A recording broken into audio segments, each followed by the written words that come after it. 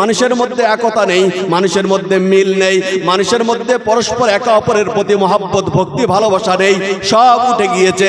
তার মূল কারণ হলো আমাদের এই জবানটাকে আমরা গলত ব্যবহার করি, আমরা এই জবান দিয়ে মানুষকে আঘাত করি, এই জবান দিয়ে মানুষকে কষ্ট দেই, এই জবান দিয়ে মানুষকে সম্মান হানি করেছে।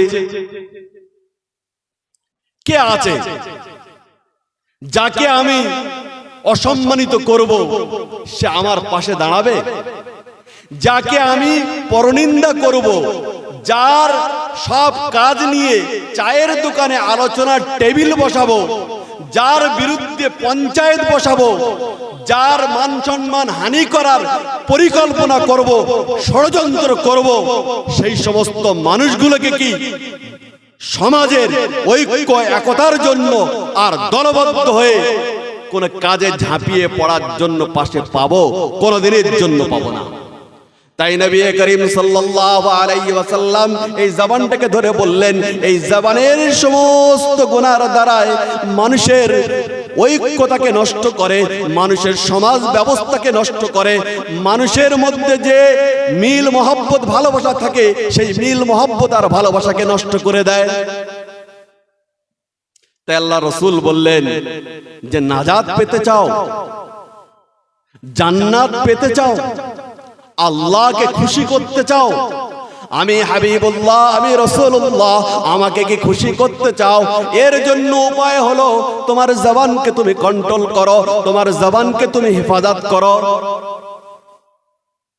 রাসূলুল্লাহ সাল্লাল্লাহু আলাইহি ওয়াসাল্লাম, হাদিস বুখারী শরীফের হাদিস, তিরমিজি শরীফের হাদিস, এই হাদিসের মধ্যে এসেছে আল্লাহর রাসূল সাল্লাল্লাহু আলাইহি ওয়াসাল্লাম বললেন, এই জবান মোবারক ধরে যে ব্যক্তি এই জবানকে সঠিক জায়গায় ব্যবহার করার জন্য আমি মুহাম্মদ রাসূল আমার কাছে দায়িত্ব সহকারে গ্যারান্টার হলো যে এই জবানকে আমি কোনোদিন গলত জায়গায় ব্যবহার করব না, এই জবানকে কোনোদিন অন্যায় কাজে ব্যবহার করব না, এই জবানের দ্বারাই কোনোদিন রাসূলকে অসন্তুষ্ট করব না, এই জবানের দ্বারা আল্লাহকে নারাজ করব না, এই জবানের দ্বারা আল্লাহর কোনো বান্দাকে আঘাত দেব না, এই জবানের দ্বারা পরনিন্দা পরচর্চা করব না, এই জবানের দ্বারাই মিথ্যা কথা বলবো না, এই জবানের দ্বারাই মিথ্যা সাক্ষী দেব না। মুহাম্মদ রাসূলুল্লাহ সাল্লাল্লাহু আলাইহি ওয়াসাল্লাম তিনি বললেন, আমি কাল কিয়ামতের ময়দানে আমি মুহাম্মদ রাসূল এলান করছি, আমি সেই ব্যক্তিকে দায়িত্ব সহকারে বলছি, আমি মুহাম্মদ, তাকে হাত ধরে যে জান্নাতে চাইবে আমি মুহাম্মদ রাসূল তাকে আল্লাহর কাছ থেকে সুপারিশ করিয়ে মঞ্জুর নামা পাইয়ে দিয়ে সেই জান্নাতে নিয়ে যাব ইনশাআল্লাহ।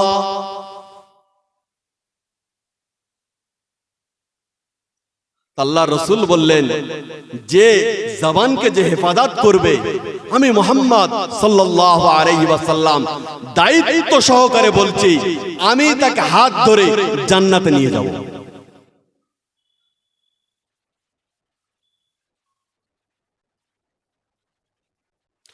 এই বিষয়টা সেই ব্যক্তি উপলব্ধ করতে পারবে, সেই ব্যক্তির মধ্যে এই অনুভূতিটা আসবে।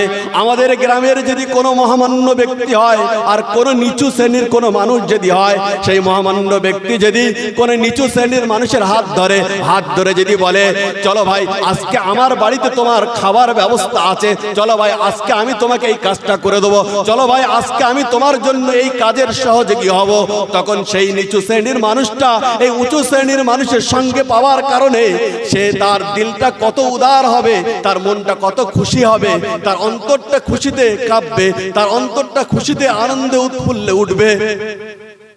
আজকে আমরা একজন সাধারণ নাগরিক হয়ে কাল মহা ময়দানে হাসরে মুহাম্মদুর রাসূলের যিনি বিশ্ব নেতা রাসূলুল্লাহ, সমস্ত নবীদের যিনি সরদার, সমস্ত নবীদের তিনি ইমামুল আম্বিয়া, তিনি যদি আমাদের মতো একজন নগণ্য উম্মতিকে যদি এই জবানের হেফাজত করার জন্য যদি হাত ধরে জান্নাতে নিয়ে যায়, আমাদের জন্য কত বড় একটা সুসংবাদ এটা সেই ব্যক্তি অনুভব করতে পারে। এটা কোনো সাধারণ কথা নয়।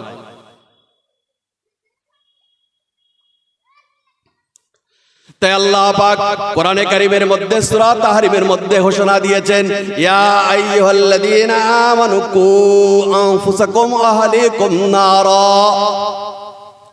ও ইমানদাররা, ও জগতের ইমানদাররা, তোমরা শোনো শোনো শোনো, আমি আল্লাহ তোমাদেরকে বলতে চাই যে তোমরা যদি কঠিন বিপদের দিনে জাহান্নামের আগুন থেকে যদি নাজাত পেতে চাও, জাহান্নামের আগুন থেকে যদি মুক্তি পেতে চাও, আর জাহান্নামের আগুনকে যদি তোমরা সহ্য না করতে পারো, তাহলে তোমাদের জন্য অনিবার্য, তোমাদের জন্য অপরিহার্য যে তোমরা সকলেই জাহান্নামের আগুন থেকে যদি বাঁচতে চাও, তার জন্য কাজ হলো তোমাদের জবানকে হেফাজত করতে হবে, নিজের স্ত্রীকে শেখাতে হবে, নিজের পুত্রকে শেখাতে হবে, নিজের পরিবারকে শেখাতে হবে জবানকে সঠিক ব্যবহার করার জন্য। তাহলে তোমরা জাহান্নামের আগুন থেকে নাজাত পাবে, তাহলে তোমরা জাহান্নামের খোরাক হবে না। আমি মুহাম্মদ রাসূল তোমাদেরকে জাহান্নামের আগুন থেকে বাঁচিয়ে নেওয়ার জন্য আল্লাহর কাছে সুপারিশ করব, বলবো আল্লাহ আমার এই বান্দা কালকে দুনিয়ায় থাকাকালীন এই জবানকে সে হেফাজত করেছে, জবানকে গলত জায়গায় ব্যবহার করিনি।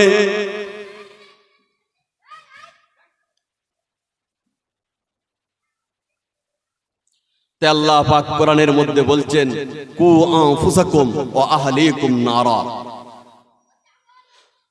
তোমরা নিজেকে বাঁচাও জাহান্নামের আগুন থেকে এবং নিজের পরিবারকে বাঁচাও জাহান্নামের আগুন থেকে।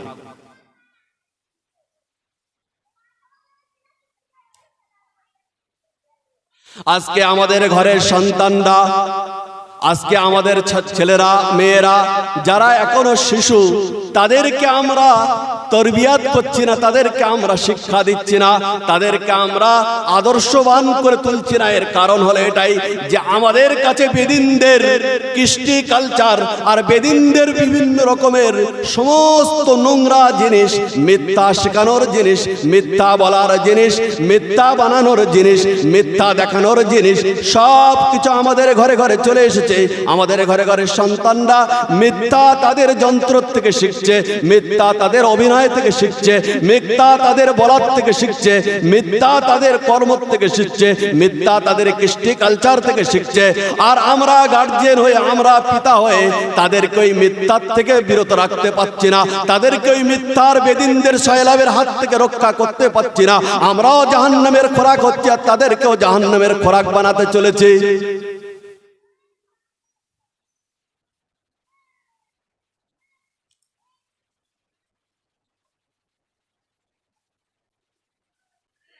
আজকে আমাদের ঘরের সন্তানদের হাতে আমরা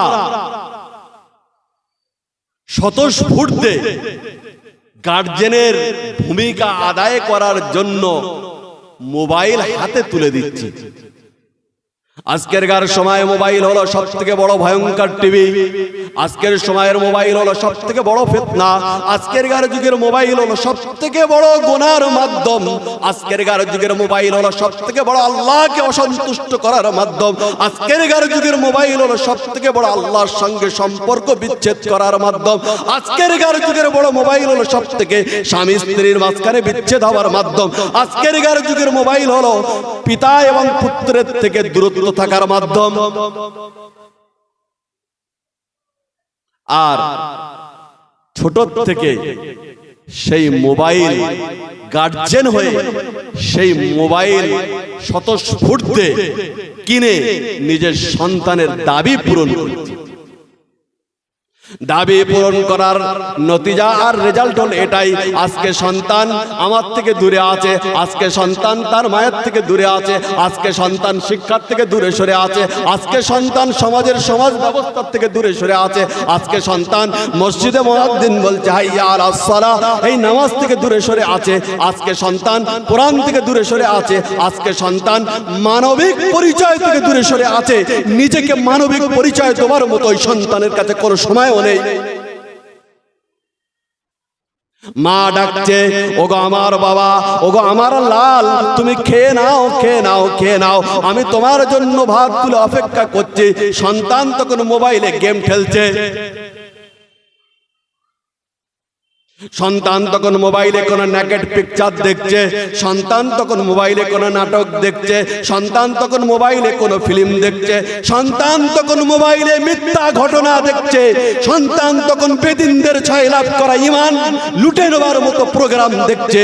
এই দেখে দেখে সন্তান তার মধ্যে সেই আচার ব্যবহার এমন করে তুলে ধরেছে, মা তার কলিজার টুকরো মা ডাকছে, ওগো আমার লাল, ওগো আমার বাবা, তুমি চলে এসো, তোমার জন্য খানা ফুলে অপেক্ষা করছে।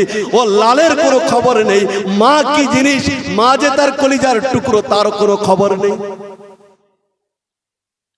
বলুন ঘটছে কিনা, এগুলো ঘটছে কিনা? আজকে 18, 20, 22 এই উঠতি বয়সের যে সমস্ত ঘরে সন্তান আছে, তাদের ব্যবহার আচার, তাদের চাল চরিত্র দেখে একটা মিনিটের জন্য পিতামাতা সন্তুষ্ট নয়, অথচ এই অসন্তুষ্ট হওয়ার মূল কারণে পিতামাতা এটা কখনো ভাবিনে। পিতামাতাই তাদেরকে চরিত্রহীন করে তুলেছে, পিতামাতাই তাদেরকে অচরিত্রবান করে তুলেছে, পিতামাতার কারণেই তারা আজকে অমানবিক হয়েছে, পিতামাতার কারণে আজকে তারা দিন থেকে সরে গিয়েছে, পিতামাতার কারণে মুয়াজ্জিন হাইয়া আলাস সালাহ বলে দীর্ঘদিন মাথা কান ফেটে গেল আমাদের শুনে শুনে, তাদের জবানে গেজা উঠে গেল, তারপরে ওই সন্তানদেরকে মসজিদে নিয়ে যেতে পারছি না। তার কারণ হলো এই,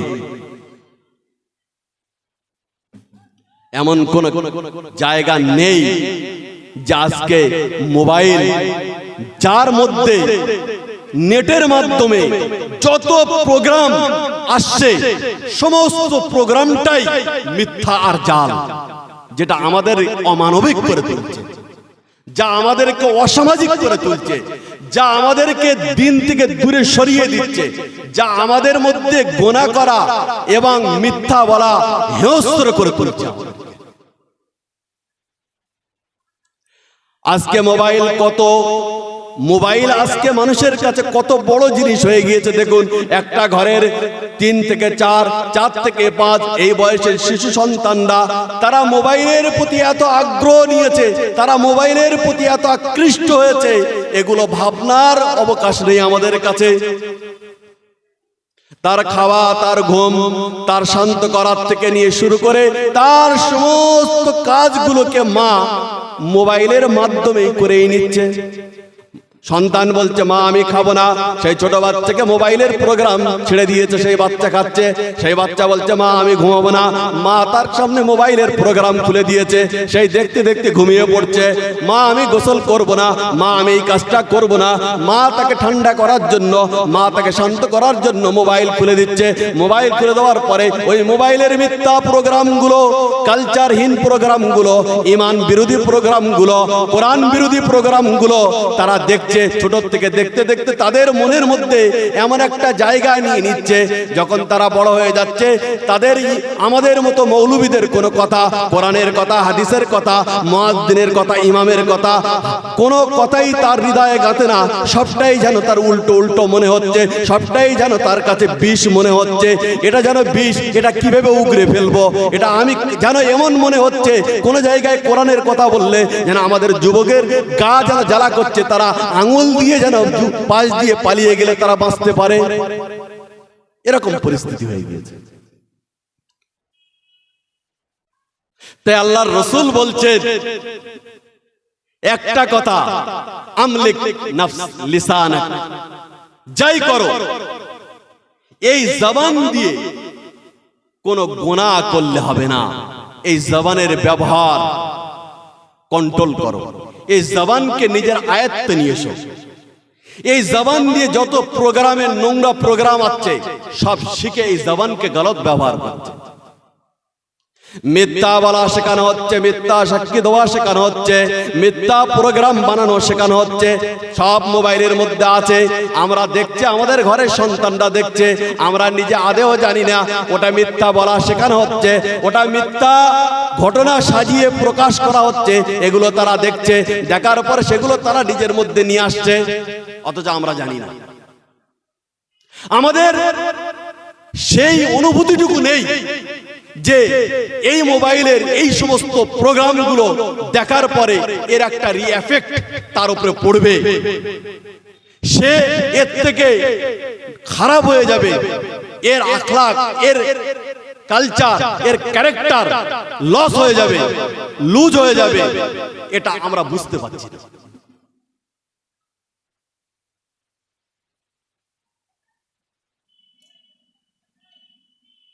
দ্বিতীয় কথা, আল্লাহ রাসূল সাল্লাল্লাহু আলাইহি ওয়াসাল্লাম বললেন, ওগো আমার উম্মত উম্মতিরা, তোমরা যদি নাজাত পেতে চাও, তোমরা যদি পরিত্রাণ পেতে চাও, তাহলে তোমাদের জন্য শর্ত হলো ওয়ালিয়াসা বাইতুক।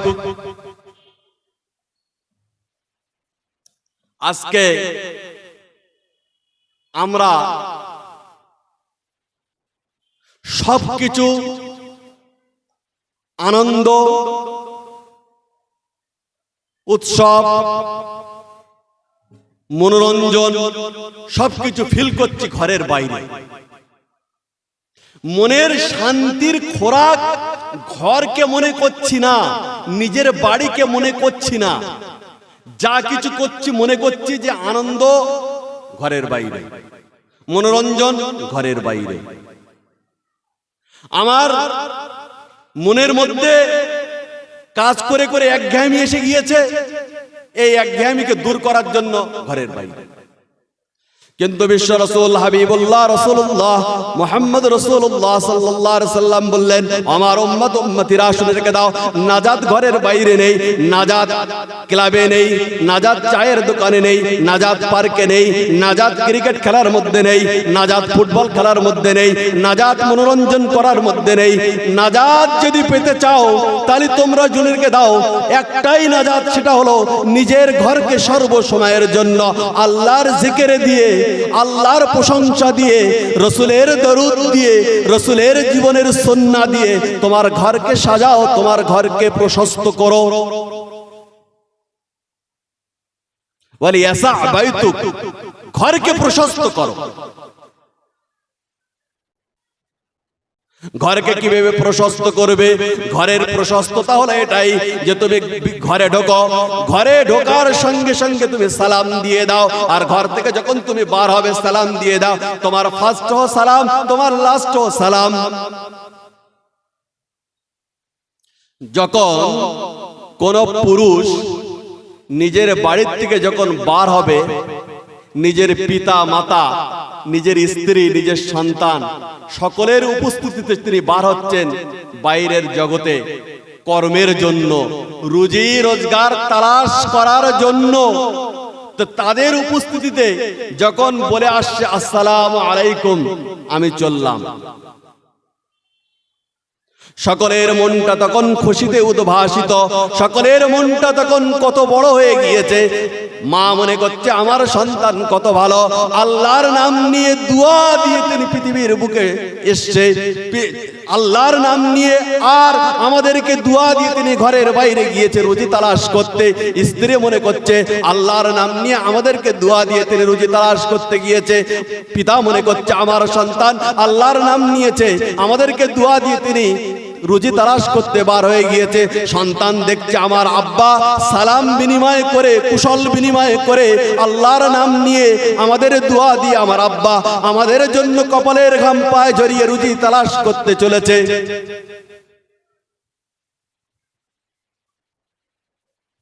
সকলের মনের মধ্যে একটা শান্তি বিরাজ করছে।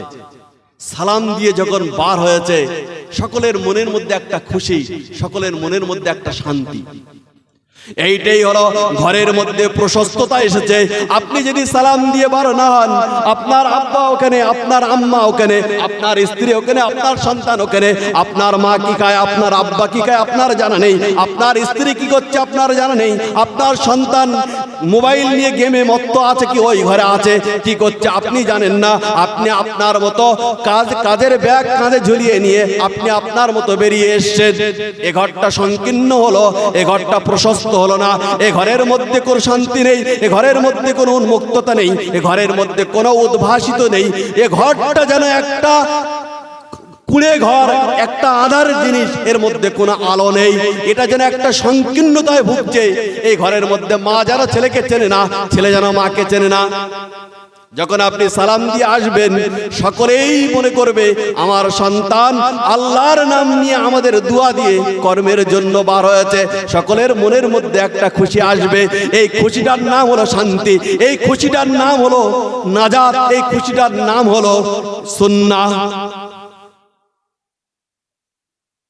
যখন বাড়িতে ঢুকছেন, সারাদিন মাথার ঘাম পায়ে ফেলে ঢোকার সঙ্গে সঙ্গে দেখছে সালাম দিচ্ছে আসসালামু আলাইকুম। যখন সালাম দিয়েছে বাপ মনে করছে আমার সন্তানের কোনো কষ্ট নেই, মা মনে করছে আমার সন্তানের কোনো কষ্ট নেই, ছেলে মনে করছে আমার পিতার কোনো কষ্ট নেই, স্ত্রী মনে করছে আমার স্বামীর কোনো কষ্ট নেই। সকলেই যেন নিজের সন্তানের ব্যাপারে যেমন সকালের সময়টা খুশিতে ছিল, আবার ফিরে আসার সময়টা যেন একে অপরের মধ্যে আবার খুশির একটা বাতাবরণ তৈরি হয়ে গিয়েছে। ওই স্বামী যখন ঘরের মধ্যে ঢুকবে, স্ত্রী তখন ওই স্বামীর প্রতি আরো ভক্তি বেড়ে যাবে। স্ত্রী তখন ওই স্বামীর জন্য লুটিয়ে পড়বে, স্ত্রী তখন মন খুলে ওই স্বামীর খেদমত করবে, স্ত্রী তখন মনের সমস্ত দুয়ার ওই স্বামীর সামনে খুলে প্রকাশ করে দেবে। তখন উভয়ের মধ্যে কোনো দূরত্ব থাকবে না। যখন দূরত্ব থাকবে না, ওই স্ত্রীর সঙ্গে ওই স্বামীর একটা সুসম্পর্ক তৈরি হবে। এই মহব্বতটাকে এমন ভাবে আঁকড়ে রাখবে, ওই স্বামী যতটুকু সময় পাবে সে ক্লাবে গিয়ে আড্ডা দেবে না, সে শয়তানের ঘরে গিয়ে আড্ডা দেবে না, সে কোনো বিবাদ দ্বন্দ্বে থাকবে না, সে পরচর্চায় থাকবে না, সে কোনো গীবতে থাকবে না, সে কোনো ঝগড়া ঝঞ্ঝাটে থাকবে না, সে কোনো অশান্তির প্লেসে থাকবে না। এর সঙ্গে সঙ্গে ঘরে থাকবে যে আমার স্ত্রী আমাকে কত ভালোবাসে, আমার স্ত্রী আমার কত খেয়াল রেখেছে, আমার স্ত্রী আমার কত কথা শোনে, আমার স্ত্রী আমার জন্য পানি এনে দিয়েছে, আমার স্ত্রী আমার জন্য ভাত বেড়ে দিয়েছে, আমার স্ত্রী আমার জন্য সবকিছু করছে। তার অন্তরটা তার স্ত্রীর দিকে চলে যাবে। কে আছে বলুন? যে পুরুষ কর্মের পরে অবশিষ্ট টাইমটা ঘরের মধ্যে গুছিয়ে রাখে নিজেকে, সেই পুরুষ নারীর কাছে ভালো না যে পুরুষ কর্মের থেকে ফিরে আসার পরে কর্ম গুছিয়ে আড্ডার ঘরে চলে যায়, ক্লাবে চলে যায়, অশান্তির কাজে চলে যায়, ঝগড়া ঝঞ্ঝাটে চলে যায়, বিভিন্ন তাসের আড্ডায় চলে যায়, লোয়ার আড্ডায় চলে যায়, গ্রামের আড্ডায় চলে যায়, এই স্বামী ভালো? কোনদিন। আল্লাহ রসুল বললেন এটাই হলো ঘরের প্রশস্ততা, এটাই হলো ঘরের সুন্নত, এটাই হলো ঘরের শান্তি, এটাই হলো ঘরের নাজাত।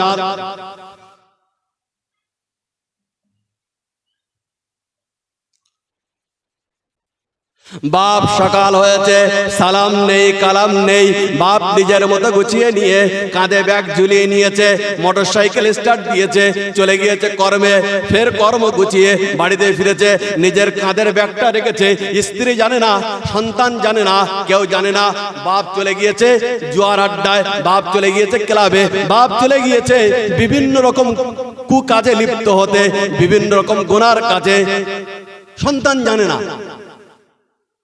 বাপকে সন্তান কোনোদিন দেখছে না যে আমার আব্বা নামাজ পড়তে যাচ্ছে, আমার আব্বা বাড়িতে এসে একটু কোরআন পড়ছে। সন্তান দেখছে না আমার আব্বা কোনো ইসলামের বই পুস্তক পড়ছে। বাপ দেখছে না আমার আব্বা একটু তসবিহ নিয়ে আল্লাহ আল্লাহর নাম নিচ্ছে। সন্তান দেখছে না যে আমার পিতা একটু ভালো করে সুন্দর করে ওযু করে কোরআনটা খুলে কোরআন পড়ছে।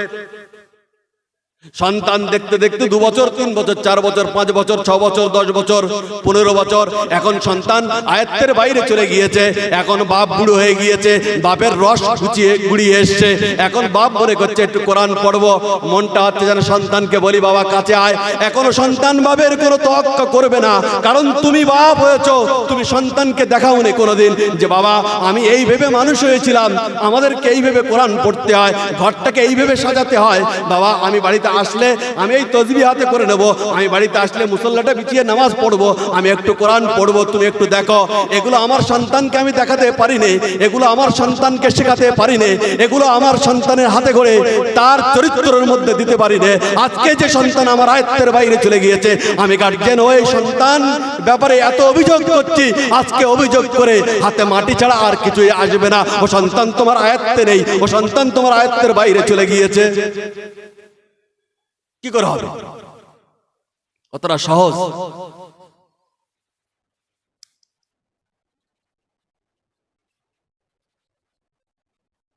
আমরা শুনেছি হাবিবুল্লাহ রাসূলুল্লাহ সাল্লাল্লাহু আলাইহি ওয়াসাল্লাম তিনি মহামানব ছিলেন, তিনি বিশ্ব নবী ছিলেন।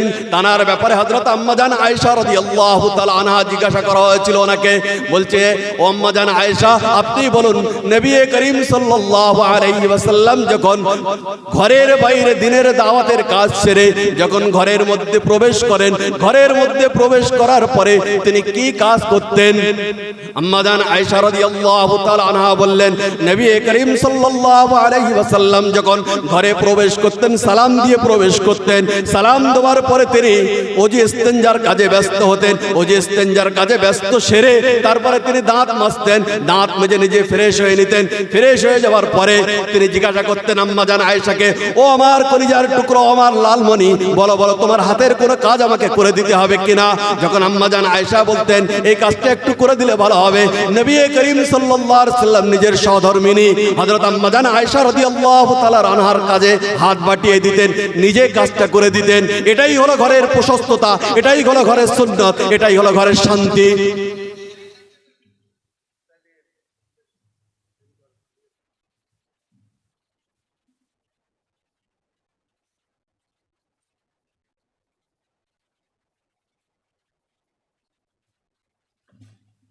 আজকে ঘরের মধ্যে অশান্তির কারণ হলো এটাই, ঘরের মধ্যে প্রশস্ততা নেই।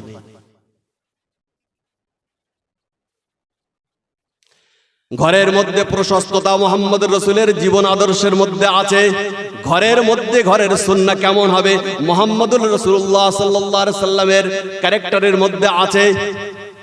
আল্লাহ রাসূল সাল্লাল্লাহু আলাইহি ওয়াসাল্লাম বলছেন, ওগো আমার উম্মতিরা মুরু আওলাদুকুম বিসসালাহ, তোমরা তোমাদের ঘরের সন্তানদেরকে তোমরা নামাজের হুকুম দাও, নামাজ পড়া শেখাও। আল্লাহ রাসূল সাল্লাল্লাহু আলাইহি সাল্লাম একথাও বলেছেন, আদিবু আওলাদুকুম বিসসালাহ, ওগো আমার উম্মতিরা তোমরা তোমাদের সন্তানদেরকে নামাজ প্র্যাকটিস করা শেখাও।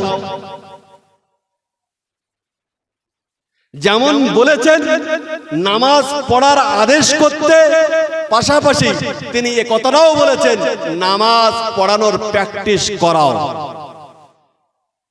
এবার বলুন, যে বাপ 40 বছর পার হয়ে গিয়েছে, যে বাপ 45 বছর পার হয়ে গিয়েছে, এখনো পর্যন্ত মসজিদের চৌকাঠ ডিগোইনে, এখনো পর্যন্ত নামাজ কি জিনিস জানে না, অথচ মুয়াজ্জিন হাইয়া আলাস সালাহ বলে আর ইমাম সাহেব আল্লাহু আকবারের তাকবীরে তাহরিমা 20 বছর 30 বছর ধরে বেঁধে গিয়েছে, আর ইমাম সাহেব নামাজের দাওয়াত দিয়ে গিয়েছে, এসো নামাজের জন্য, নামাজের মধ্যে কল্যাণ আছে, এসো নামাজের জন্য, নামাজের মধ্যে সমস্ত রকমের মঙ্গল নিহিত আছে।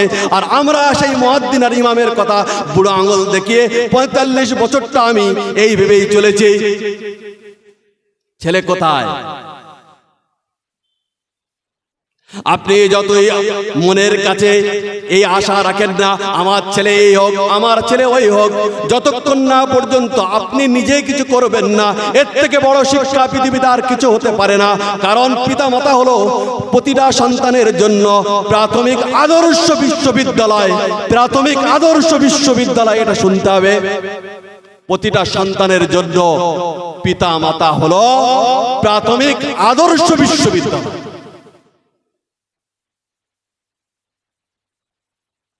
সুতরাং আল্লাহর রাসূল বললেন, ওয়ালিয়াসা বাইতুক, ওগো আমার উম্মতিরা তোমরা যদি নাজাত পেতে চাও, তোমরা যদি পরিত্রাণ পেতে চাও, তোমরা যদি ভয়াবহ আগুন, যে আগুন দুনিয়ার মানুষ সহ্য করতে পারে না, যে জাহান্নামের আগুন কঠিন, যে আগুনকে লক্ষ কোটি বছর ধরে জ্বালিয়ে লাল নীল সাদা হলুদ করা হয়েছে, সে আগুনে তোমরা যদি নিক্ষেপ হতে না চাও, সে আগুন থেকে তোমরা যদি বাঁচতে চাও, এখনই তোমরা নিজেদের উপরে অপরিহার্য করে নাও যে আজকে থেকেই আমার ঘরকে আমি সুন্নাহর অনুযায়ী সাজাবো, আজকে আমার ঘরকে প্রশস্ত করে দেব, আজ থেকে আমি আমার নামাজের দ্বারাই আমার সন্তানকে দাওয়াত দেব, আমার ভালো কথার দ্বারা আমার সন্তানকে দাওয়াত দেব, আমার জবান হেফাজত করার দ্বারা আমার সন্তানকে শিক্ষা দেব।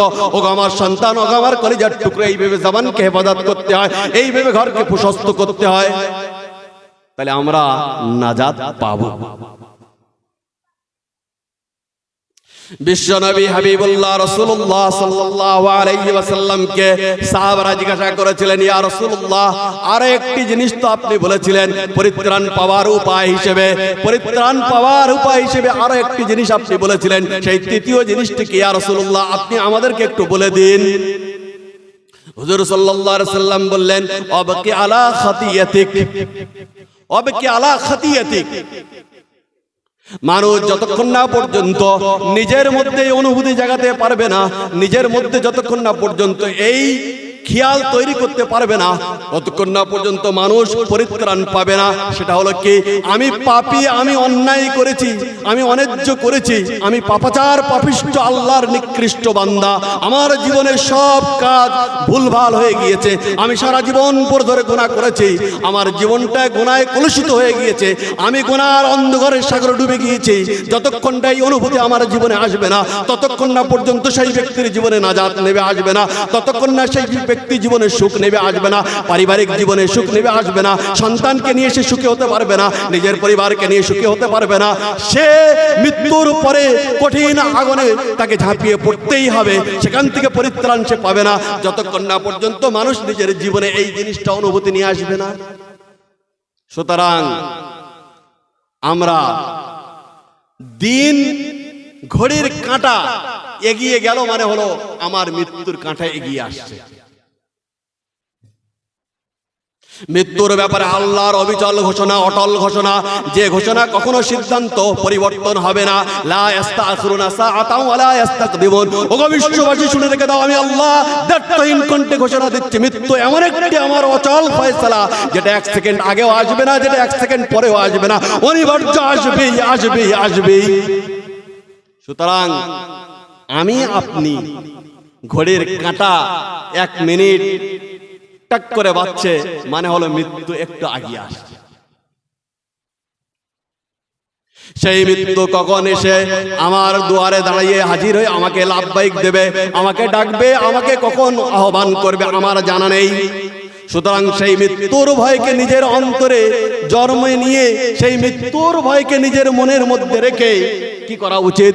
মৃত্যুর ভয়কে নিজের মনের মধ্যে রাখার পরে নিজের পাপের উপরে, নিজের গুনার অতীত জীবনের উপরে নিজেকে ক্রন্দন করা, নিজেকে কাঁদিয়ে তোলা, আল্লাহর কাছে ক্ষমা প্রার্থনা করা। ও আমার আল্লাহ, আমি তো তোমার বান্দা, আমি গুনাহে নিজেকে কলুষিত করেছি, আমি আমার জীবনে এমন কোনো পাপ নেই যে আমি করেছি, তবে আল্লাহ আপনি তো গফুর রহিম, আপনি তো গফফার, আমি তো আপনার একজন নগণ্য নালায়েক বান্দা, আমি ভুল করে পাপ করেছি, আমার দ্বারা ভুল ভ্রান্তি হয়ে গিয়েছে, এমন নয় যে আমি জেনে বুঝে করেছি। আল্লাহ, আমি আপনার কাছে অনুতপ্ত হচ্ছি, আল্লাহ আপনি আপনার দরবারে লুটিয়ে পড়েছি, আল্লাহ আপনার পা জড়িয়ে ধরে বলছি, আল্লাহ আমার জীবনের সব গুনাহ মাফ করে দিন, আমি অযোগ্য ছিলাম, আমি নালায়েক ছিলাম, আমি ভুল করে করেছি। সুতরাং এই অনুভূতিটা মানুষ নিজের মধ্যে যত দ্রুত তৈরি করতে পারবে, তত দ্রুত মানুষের মধ্যে ডেভেলপ আসবে, তত দ্রুত মানুষ চেঞ্জ হয়ে যাবে, তত দ্রুত মানুষ নিজের শান্তি উপভোগ করবে, নিজের পারিবারিক শান্তি আসবে, নিজের সন্তানের মধ্যে শান্তি দেখবে, নিজের আশেপাশে শান্তি দেখবে, সব কাজেই যেন শান্তি আর শান্তি।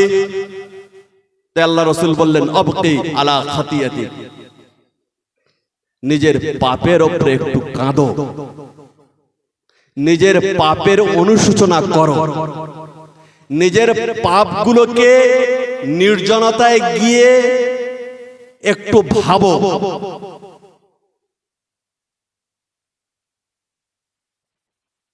আমি কত বড় পাপী, আমি কত বড় অন্যায়, আমার থেকে পৃথিবীর কোনো মানুষ বেশি জানে না। সুতরাং আমি আমার ব্যাপারে যতটা সজাগ আছি, এই সজাগতা যদি আমি পাপগুলোকে একটু একটু করে যদি খেয়াল করি, আমার সংশোধন হতে বাধ্য হব আমি।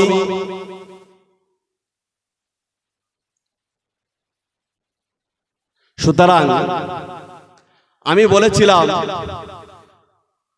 আমাদের যে ঘর বাঁচাতে হবে, আমার বক্তব্য শুরুতে ছিল এই কথাটা, আপন ঘর বাঁচাই আমরা।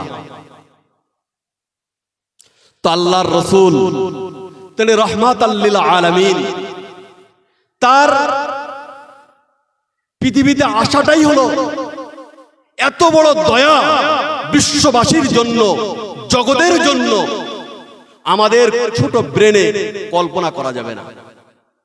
তিনি আজ থেকে 1450 বছর পূর্বে আমাদের ঘর কিভাবে বাঁচবে বেদিনদের ছয়লাভ থেকে, বেদিনদের অপকর্ম অপকৃষ্টি কালচার থেকে, বেদিনদের যে তুফান আর সাইক্লোন আমাদের ঘরে ঘরে ঢুকে গিয়েছে, তার থেকে পরিত্রাণ পাওয়ার জন্য সুন্দর করে গুছিয়ে তিনটে জিনিস তিনি বলেছেন। হযরত উকবা ইবনে আমির রাদিয়াল্লাহু তাআলা আনহু বলেন, বর্ণনা করেন, সমস্ত সাহাবাদের ভরপুর মজলিস, সেই মজলিসে থেকে রাসূলুল্লাহ সাল্লাল্লাহু আলাইহি সাল্লামকে একজন সাহাবা জিজ্ঞাসা করছে, ইয়া রাসূলুল্লাহ, আমাদের পরিত্রাণের উপায় কি, মাধ্যম কি? আল্লাহর রাসূল বললেন, আমলিক লিসানাক, তুমি তোমার জবানকে কন্ট্রোল করো। দ্বিতীয় কথা আল্লাহর রাসূল বললেন, ওয়া ইয়াসাবাইতুক, ওগো আমার বান্দা বান্দি, তোমরা নিজের ঘরকে সুন্নতের দ্বারাই সাজিয়ে গুছিয়ে ঘরকে প্রশস্ত করে তোলো।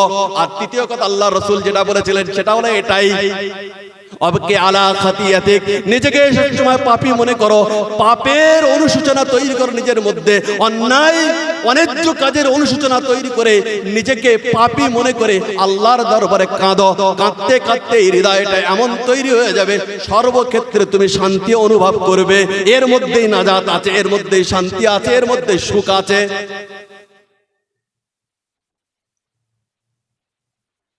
আল্লাহ রাসূল সাল্লাল্লাহু আলাইহি ওয়াসাল্লাম তিনি আমাদের আপন ঘর বাঁচানোর জন্য তিনটে সাজেশন দিয়েছে। তো আমরা যারা